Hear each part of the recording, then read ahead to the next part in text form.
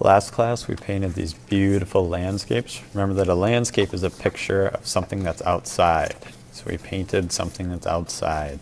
And we used values or tints and shades to create a value scale. Remember that value is something that goes from light to dark.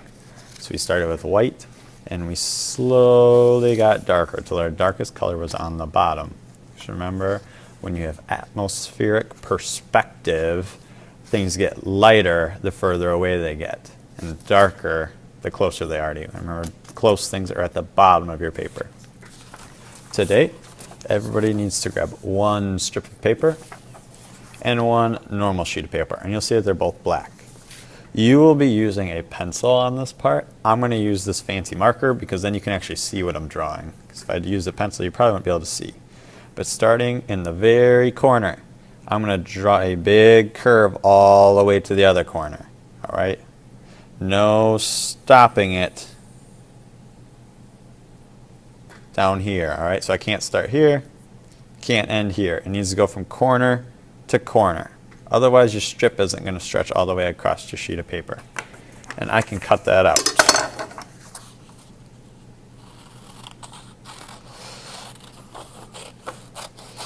Your extra paper goes right in the garbage. Don't need that anymore. But you want to keep that nice big curved sheet. And that is going to get glued down to the very bottom of your landscape. So you started with white last time and it goes all the way to black now. So I'm going to put some dots of glue on this. Remember, a dot can do a lot.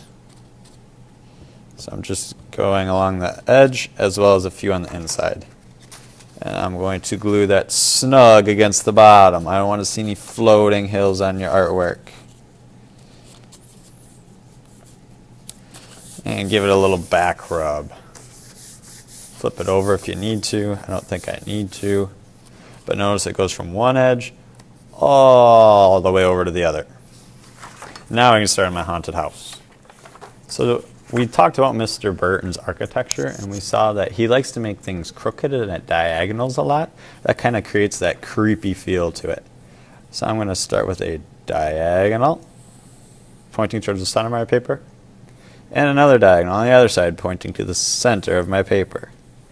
That's the walls. Usually your walls would be vertical, but we want ours at a diagonal.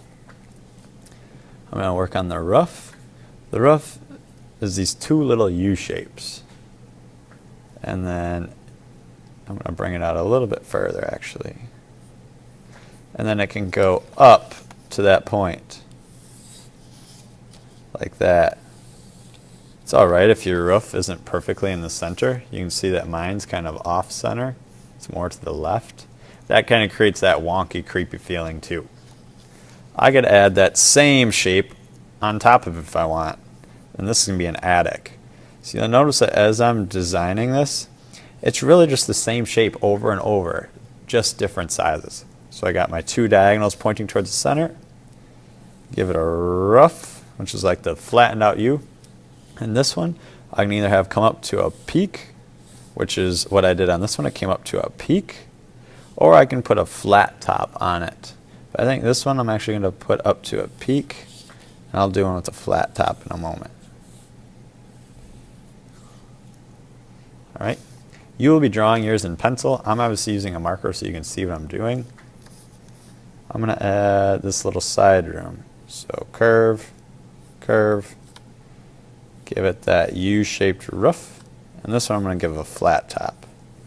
So I did curve, curve, that roof like we did before. And I'm actually just going to give it a little flat top. And I'm going to add one more room. So I'm going to do one over here. I'm going to do diagonal pointing in. That flattened out U for the roof. And then I can give it the rest of the roof. Right? I know these are kind of hard. If you need help, just let me know. I'm more than willing to help. When you're done with all of that, you need to cut it out. This is going to be really tough to cut out, so take your time. I don't want to be gluing a bunch of haunted houses back together. There's no rush to finish cutting these out.